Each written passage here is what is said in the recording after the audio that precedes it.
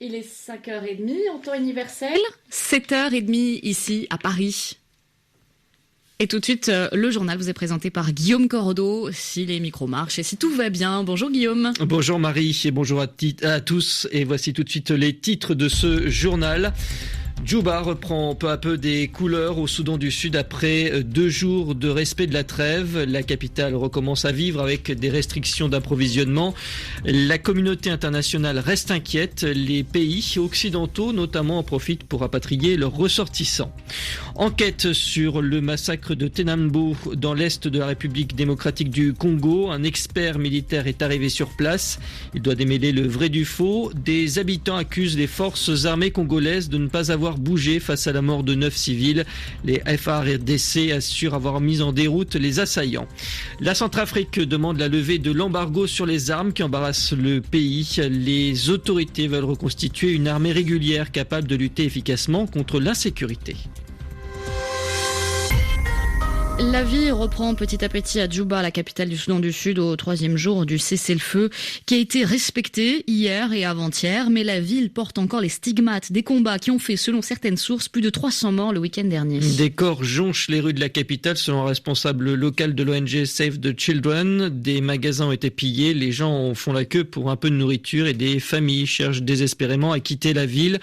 Autre conséquence des affrontements, l'approvisionnement en eau est défaillant et les prix des fruits et légumes ont doublé sur les marchés. Devant tant de contraintes, de nombreux pays ont décidé d'impatrier leurs ressortissants. Des avions ont commencé à décoller. Les précisions à Djouba de notre correspondante Patricia Huon. La France, l'Allemagne, les États-Unis, le Japon, de nombreux pays évacuent leurs ressortissants qui veulent quitter le Soudan du Sud. Leur rapatriement est effectué par avion militaire ou charter spécialement affrété car tous les vols commerciaux ont été suspendus. L'Ouganda voisin a annoncé son intention d'envoyer des militaires pour organiser un convoi. Selon plusieurs sources, des Sud-Soudanais qui tentaient de fuir le pays par la route ont été attaqués et volés par des hommes en armes. Plusieurs personnes ont été tuées. Ces 2 derniers jours, le cessez-le-feu a été respecté dans la capitale. Le calme est revenu et les rues retrouvent petit à petit une activité normale. Mais la communauté internationale craint une reprise des hostilités. Par ailleurs, selon le porte-parole de l'opposition, le vice-président Riek Machar ne se trouverait plus à Djouba. Il aurait quitté la ville lundi soir, mais se trouverait toujours dans le pays, à proximité de la capitale. Selon lui, Riek Machar n'a pas l'intention de fuir dans la brousse ou d'entrer en rébellion, mais ne se sent pas en sécurité. Patricia Huon, Djouba, RFI. Et face à la situation instable au Soudan du Sud, le président américain Barack Obama a annoncé l'envoi d'une 50aine de soldats pour protéger l'ambassade des États-Unis à Djouba. Des affrontements ont été observés dans l'ouest du pays, selon l'ONG Médecins sans frontières. Hier soir, Salva Kiir, le président sud-soudanais, a décrété une amnistie pour tous les combattants fidèles à Riek Machar, le vice-président, qui ont pris part aux récents combats. Mais ce signe affiché de bonne volonté ne convainc pas le patron des opérations de maintien de la paix de l'ONU, Hervé Latsou, qui craint une reprise du conflit. Les suites du dernier massacre de Tenambo en territoire de Béni dans l'est de la RDC, un enquêteur militaire est arrivé sur place. Il doit faire la lumière sur toute cette affaire et essayer de comprendre pourquoi depuis plus de 2 ans des massacres sont perpétrés dans la région. Il y a une dizaine de jours, 9 civils ont été tués. L'armée assure que c'était pendant la débâcle des assaillants, mais des habitants disent que les FARDC n'ont pas bougé alors que leur position n'était qu'à quelques centaines de mètres des lieux du drame. Pareil pour les casques bleus malawites, également pointés du doigt pour leur absence de réaction par la société civile. Devant de telles accusations, l'enquêteur militaire doit démêler le vrai du faux, Sonia Rollet. Le ministre de la Défense est formel. Toutes les allégations seront prises en compte, y compris celles formulées par le groupe d'experts des Nations Unies à l'encontre d'officiers FARDC. Le général Mundos notamment est accusé d'avoir recruté des tueurs et ordonné des massacres alors qu'il était en charge des opérations militaires dans le territoire de Béni. Le ministre Crispin Atamatabé. Tous ces éléments sont pris en considération. Lorsque la justice enquête, on prend tout ce qui est comme indice à considération, quitte à ce que les juges puissent établir leur véracité. Tous les éléments réunis, je pense que le procès aura lieu ici et publiquement. Le ministre de la Défense dit en cela répondre aux aspirations de la population et de la société civile, et pourtant la réaction de cette dernière est mitigée. Teddy Kataliko est le président de la société civile à Beni. C'est quelque chose qu'on a souhaité il y a longtemps, mais nous estimons qu'au-delà des enquêtes organisées par l'auditorat militaire de la RDC, nous souhaiterions voir des enquêtes internationales diligentées par la CPI pour beaucoup plus de neutralité. Difficile pour l'armée d'être jugée partie quand des officiers sont accusés, souligne la société civile de Beni, qui estime également qu'il y a une dimension régionale dans cette crise, raison pour laquelle, selon elle, une enquête internationale se justifie. Sonia Rollet, Beni, RFI. Et la Grande-Bretagne a déjà réagi à la promesse du gouvernement congolais de mener une enquête. Londres dit attendre avec impatience les conclusions des autorités. La Centrafrique presse la communauté internationale de lever l'embargo sur les armes qui pèse sur le pays depuis 2013. Bangui souhaite reconstituer une armée régulière efficace pour améliorer la situation sécuritaire. Maintenant que les institutions ont été remises en place, des groupes sévissent encore à certains endroits de la RCA. Les autorités veulent les combattre. Le ministre de la Défense centrafricain parle d'un dialogue avec les Nations Unies. Les précisions de Karine Franck. L'armée centrafricaine compte environ 7500 hommes et aujourd'hui, selon plusieurs sources, un quart seulement sont armés. Pour le gouvernement centrafricain, le premier objectif est donc de récupérer les armes stockées dans les pays voisins, notamment au Cameroun, et ce, depuis l'arrivée de la Séléka à Bangui, quand les militaires centrafricains ont traversé les frontières avec leurs armes. Deuxième objectif, pouvoir bénéficier de financement pour des programmes d'équipement, non seulement des armements, mais aussi des treillis, des véhicules, des radios. Il existe une procédure de levée partielle de l'embargo. L'ONU n'y est pas forcément fermée, souligne une bonne source. La France vient ainsi de livrer du matériel de campement et des gilets par éclat il y a 2 semaines. Quant à la levée pure et simple de l'embargo, c'est un processus long. Il va falloir donner des garanties à la communauté internationale sur les conditions de stockage des armes, par exemple, sur la réforme des forces armées aussi, explique une source militaire. Pour assurer la sécurité, les FACA devraient pouvoir être formés, équipés et déployés en garnison sur le terrain, explique une source gouvernementale. C'est son rôle régalien et pour cela, nous avons besoin que cet embargo soit au moins assoupli le plus rapidement possible. Karine Franck. Et en France, le président François Hollande a annoncé que Paris mettrait définitivement fin en octobre à son opération militaire Sangaris en Centrafrique. Il est 6h37 à N'Djamena. C'est une affaire qui remonte à 2008. Mais qui revient dans l'actualité. Avec le dépôt d'une plainte à Paris, le député tchadien Ngarléji Yorongar espère que les auteurs de son enlèvement vont être punis. Et plus particulièrement l'un d'eux qui possède une résidence en France. L'opposant compte sur le principe de compétence universelle de la justice à travers le tribunal de grande instance de Paris qui peut examiner le cas d'un suspect pour des faits de torture dès lors qu'il a un bien immobilier en France. Ngarléji Yorongar souhaite l'ouverture d'une enquête Binta Diagne. Les faits remontent au 2 et 3 février 2008. L'opposition armée rebelle entre dans la capitale N'Djamena et dans ces journées de troubles, 3 opposants disparaissent, parmi eux Ngarléji Yorongar, qui selon son avocat est détenu 19 jours. Le député d'opposition dépose aujourd'hui une plainte pour des faits d'enlèvement, de séquestration et de torture. En cause, l'ancien ministre de l'Intérieur et surtout Ismaël Mahamat Chaibo, l'ancien responsable de l'Agence nationale de sécurité qui possède une résidence en région parisienne, d'où cette plainte déposée en France. Maître Joseph Bréham, l'avocat de Ngarléji Yorongar. Il a subi une détention arbitraire, une séquestration et des tortures pendant 19 jours.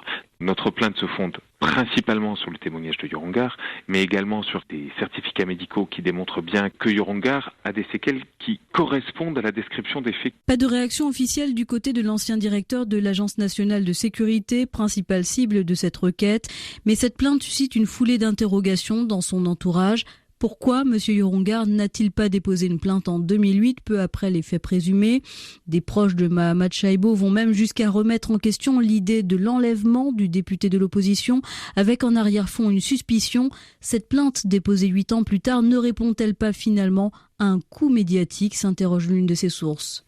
Au Tchad, où une grève générale a perturbé le secteur public hier, plusieurs services ont tourné au ralenti à l'hôpital général de N'Djamena. L'Union des syndicats tchadiens dénonce des salaires impayés en juin, alors que le pays subit la baisse des cours du pétrole.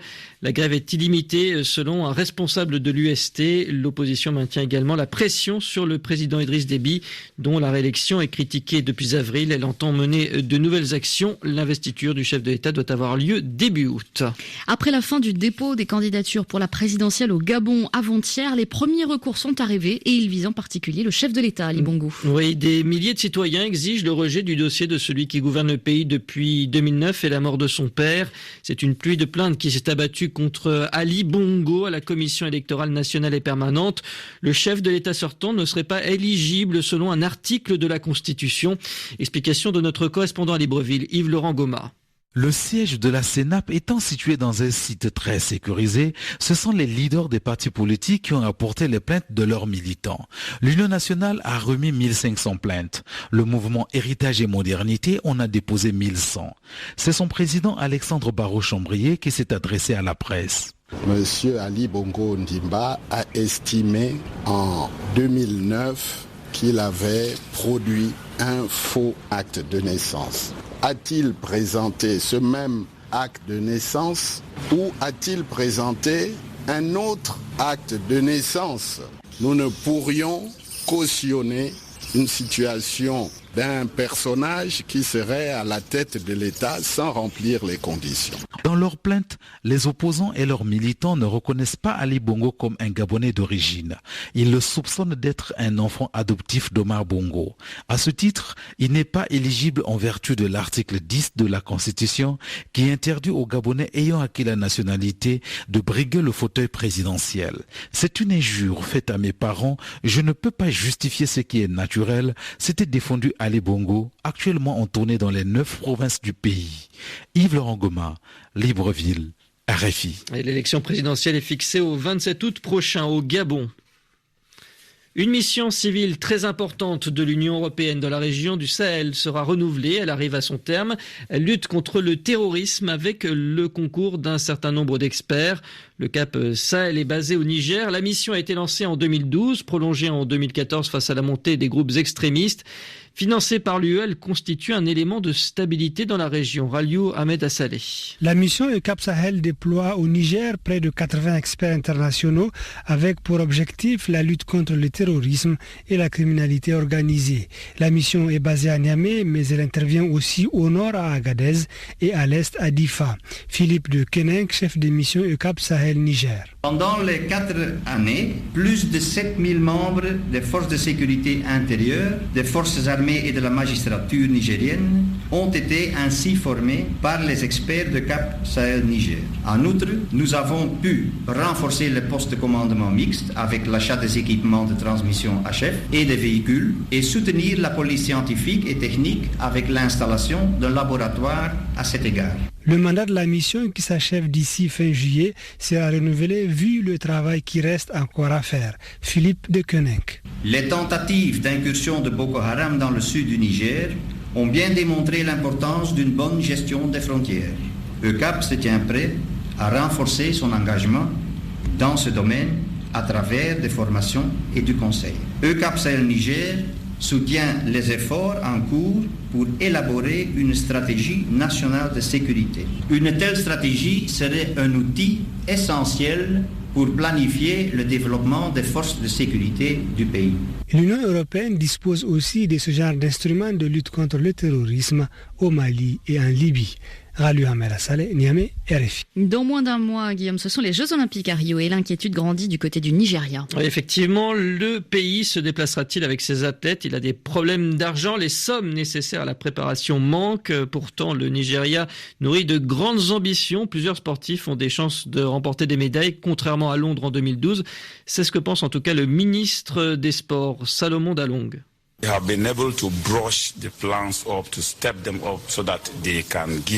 J'ai pu galvaniser les athlètes pour qu'ils donnent le meilleur d'eux-mêmes, contrairement à ce qui s'était produit lors de notre participation calamiteuse aux Jeux Olympiques de Londres en 2012.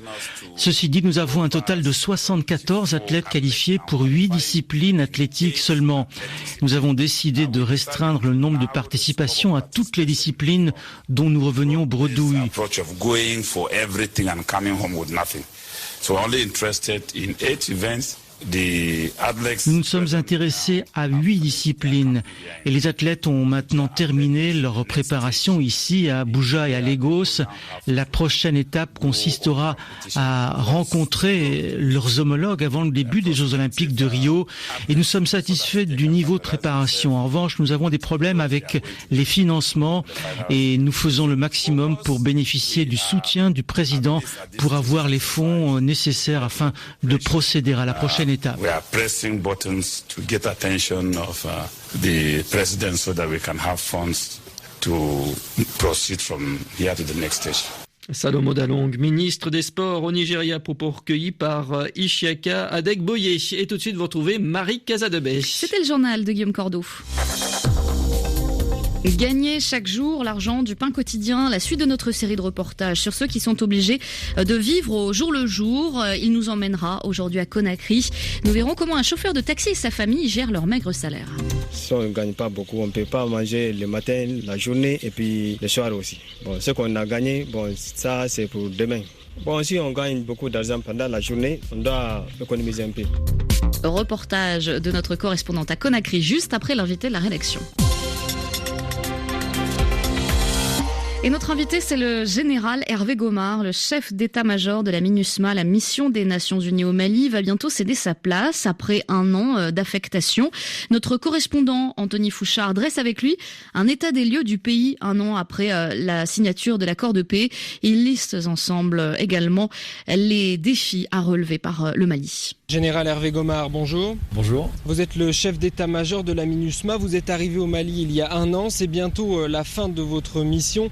Qu'est-ce qui a changé sur le terrain depuis que vous êtes là ? Quand je suis arrivé, l'accord de paix venait d'être signé quelques jours auparavant. Donc il y avait beaucoup d'espoir. Un an après, où en est-on dans l'accord de paix, dans la mise en œuvre de l'accord de paix ? Des petits pas ont été effectués, mais vraiment des tout petits pas. Donc je peux en tirer le bilan que le processus de mise en œuvre de l'accord de paix est beaucoup trop lent. Voilà. Maintenant, je vais être plus positif. Quand on regarde effectivement en arrière, quand je suis arrivé, les groupes signataires, tout juste signataires, se tapaient encore dessus. Et aujourd'hui, ces deux groupes, plateforme CMA, coopèrent ensemble. Depuis, nous avons avancé. Il y a des sites de cantonnement qui sont en phase de construction. On commence à avoir les premières listes de combattants. Les premières patrouilles mixtes devraient, je reste encore au conditionnel, commencer dans les toutes prochaines semaines, avant la fin de l'été. Donc, il y a des avancées. Alors la menace qui pèse sur le pays, sur la mission, elle a changé ces derniers mois. Quand est-ce que la MINUSMA va s'adapter au déplacement des groupes terroristes et notamment vers le centre du pays ? Aujourd'hui, la vraie menace de la MINUSMA reste les groupes terroristes. Là est la menace. Alors bien évidemment, on surveille, on essaie de surveiller un petit peu tous les points chauds du Mali. On voit bien, et ça je reviens sur mon mandat, je vois bien depuis un an qu'il y a un déplacement des groupes terroristes du nord vers le centre du pays. Ce ne sont pas les mêmes groupes terroristes, c'est pas forcément la même idéologie qui est derrière. Néanmoins, ils agissent. Nous avons, la MINUSMA, elle a très peu de moyens militaires dans le centre du pays. Ils sont plutôt déployés au nord, boucle du Niger et au nord de la boucle du Niger. Néanmoins, nous essayons de surveiller en coordination avec les moyens de Barkhane, mais qui également est déployé plus au nord, en coordination avec les forces de défense et de sécurité maliennes, pour pouvoir lutter contre ces groupes. Aujourd'hui, nous manquons de moyens. Dans le cadre du nouveau mandat, nous allons renforcer notre capacité dans cette partie du pays. Le mandat a été renforcé dernièrement, plus robuste. C'est l'élément de langage utilisé par l'ONU. Et concrètement, ça donne quoi, ce renforcement ? 2000 militaires, 500 policiers. Pour la partie militaire, il s'agit de capacité bataillon de réserve régional qui sera sénégalais, qui sera déployé, mais pas tout de suite. Il sera déployé seulement au printemps prochain, avril-mai 2017. Avec des hélicoptères, c'est des forces spéciales supplémentaires pour Tombouctou, c'est une compagnie renseignement supplémentaire, là pour Kidal, et c'est le renforcement de tous les états-majors. Voilà globalement les principales capacités supplémentaires, mais il faudra être patient. Maintenant que New York a validé ce renforcement, il faut qu'il y ait des pays contributeurs qui soient intéressés pour fournir ces capacités supplémentaires à la MINUSMA. À l'heure d'aujourd'hui, quel est le principal défi de la mission MINUSMA ? La grosse difficulté ici pour la MINUSMA, pour remplir son mandat, c'est effectivement le manque de renseignements. Elle a des capacités de renseignement insuffisantes compte tenu de l'immensité du pays. Nous avons des moyens techniques, mais de petite portée, donc insuffisants.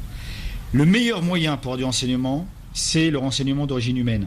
Et donc c'est la population qui a ce renseignement. C'est la population qui sait qui est terroriste, qui ne l'est pas. En fait, pour lutter contre ces groupes djihadistes, ces groupes terroristes, le meilleur moyen, c'est d'avoir de bons renseignements pour aller les taper là où ils sont. Aujourd'hui, notre difficulté, elle est là. C'est que on sait qu'ils sont dans le pays, ils bougent, mais c'est d'avoir le bon renseignement sur les bonnes personnes au bon endroit. Voilà. Ça, il nous manque. Si demain, nous avons ce renseignement, la force de la MINUSMA ira combattre contre ces groupes terroristes. Et comment vous expliquez bien cette défiance de la population vis-à-vis de la MINUSMA, ce manque de coopération, comme vous dites ? Maintenant, la population a des craintes vis-à-vis des représailles et donc préfère ne pas coopérer. Il n'empêche que la population a des représentants dans les groupes armés signataires. Ces gens-là, ils sont quotidiennement autour de la table des négociations, de mise en œuvre de l'accord avec la communauté internationale, avec la MINUSMA. Donc c'est ces gens-là qui doivent nous donner des renseignements pour qu'on puisse lutter ensemble contre les terroristes. Vous quittez le Mali dans quelques jours, on l'a dit. La situation actuelle, est-ce qu'elle vous inquiète ? Si on regarde la situation actuelle, on peut être inquiet. Maintenant, on voit les efforts qui sont faits de part et d'autre, les groupes signataires, le gouvernement. Et donc, légitimement, on peut avoir des espoirs. Mais ces espoirs sont teintés et exigent une réelle patience et beaucoup de détermination. Merci, Général Hervé Gomard. Merci beaucoup. Le chef d'état-major de la MINUSMA, la mission des Nations Unies au Mali, était avec notre correspondant à Bamako, Anthony Fouchard. RFI, toute l'actualité, Marie Casadebé. Première journée au poste de Premier ministre pour Theresa May en Grande-Bretagne. La reine l'a officiellement investie dans la soirée hier après la démission de David Cameron. Theresa May a aussitôt fait connaître son gouvernement. On remarque notamment la nomination de l'ancien maire de Londres, Boris Johnson. On note aussi la création d'un ministère chargé du Brexit. Édition spéciale sur RFI dans 20 minutes. 14 juillet, jour de fête nationale en France. 2 rendez-vous principaux. Le traditionnel défilé militaire ce matin à Paris sur les Champs-Élysées. Puis l'habituelle interview du chef de l'État à la télévision. Ce sera la dernière du mandat de François Hollande. Le groupe État islamique confirme la mort d'Omar le Tchétchène, un homme de 30 ans qui était ministre de la guerre de l'organisation. Les États-Unis avaient mis sa tête à prix pour 5 millions de dollars. L'information confirme donc l'annonce des Américains faite déjà en mars dernier, sa mort dans une frappe aérienne. Et puis le Slovaque Peter Sagan remporte au sprint la 11e étape du Tour de France. Le Britannique Chris Froome garde le maillot jaune. L'étape du jour entre Montpellier et le Mont Ventoux sera amputée des 6 derniers kilomètres à cause du vent qui souffle à plus de 100 km/h dans la région. RFI à Conakry, 89.9 FM. La suite de notre série de reportages sur la course au pain quotidien. Nous allons en Guinée-Conakry ce matin, où selon les Nations Unies, plus de la moitié de la population vit en dessous du seuil de pauvreté. Une large partie des Guinéens n'a pas de salaire régulier et fixe. Alors nourriture, logement, transport, comment s'organise-t-on ? Comment organise-t-on les dépenses pour les familles en Guinée ? La correspondance de Coralie Pierry. Dans la cour de sa maison, le chauffeur taxi Mamadou répare sa voiture, son instrument de travail. Un peu plus tôt dans la journée, il est tombé en panne et cet imprévu pèse sur le budget familial. Aujourd'hui, je n'ai pas pu bien travailler, donc je n'ai pas gagné assez d'argent aujourd'hui. Si on ne gagne pas beaucoup, on ne peut pas manger le matin, la journée et puis le soir aussi. Bon, ce qu'on a gagné, ça c'est pour demain.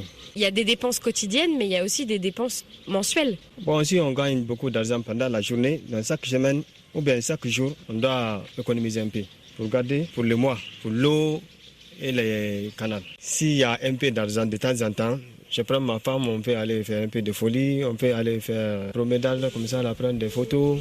Mais les extras sont rares. Mamadou et sa femme viennent d'avoir leur premier enfant.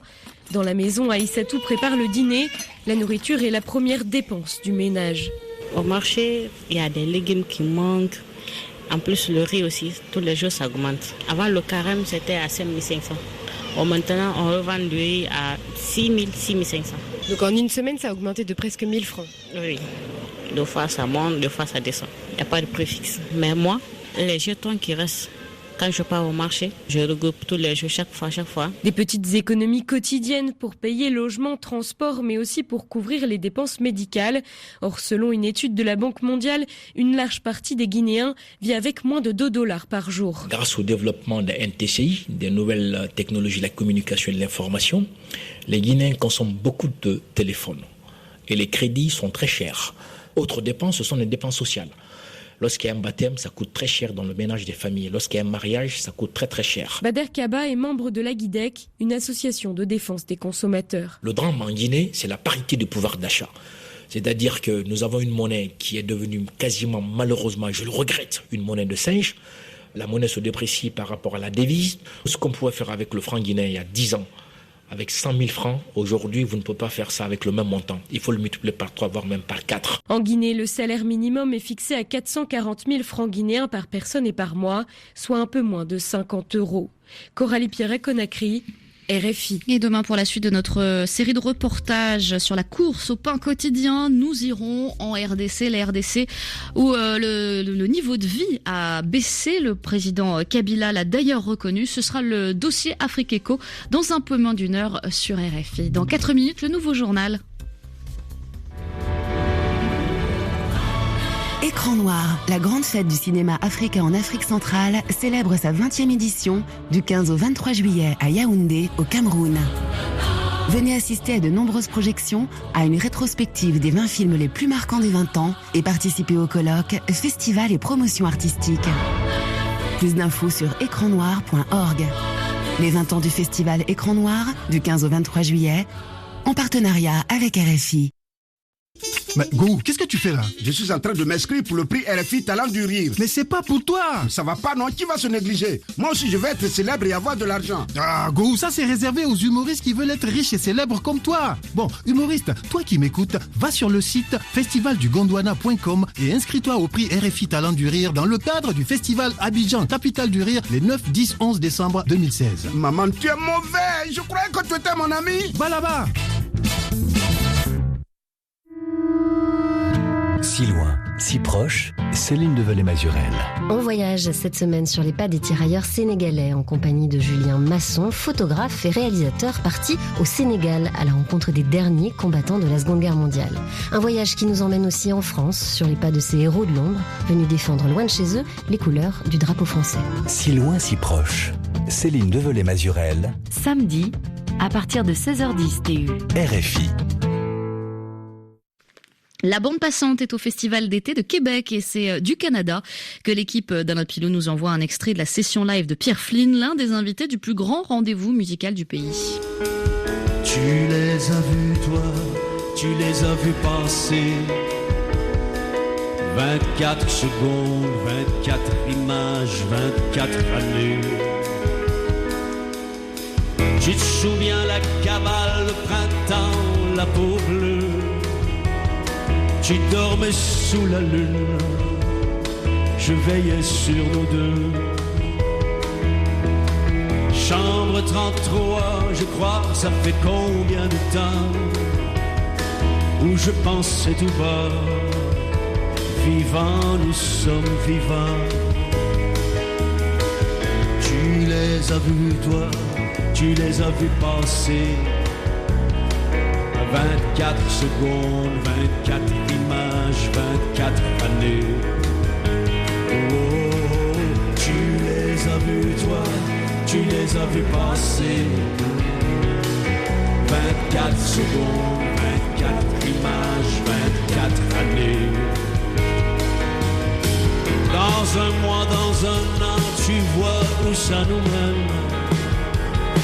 Je sais que bien souvent, je t'ai fait de la peine. Voilà, je rends les armes et glisse sous les draps. Sur la 80e, le jour se lève déjà. Tu les as vus, toi, tu les as vus passer. 24 secondes, 24 images, 24 années.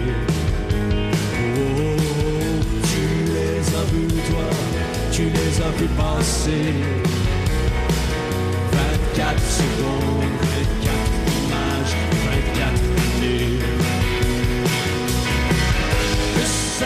24 secondes, Pierre Flynn, capté au Festival d'été de Québec par l'équipe de la bande passante qui sera encore en direct dans les studios de Radio-Canada ce soir et demain. Restez avec nous dans un peu plus de 30 secondes. L'information revient sur RFI Matin. Merci d'avoir choisi la radio du monde. RFI, la sélection du mois. Youssou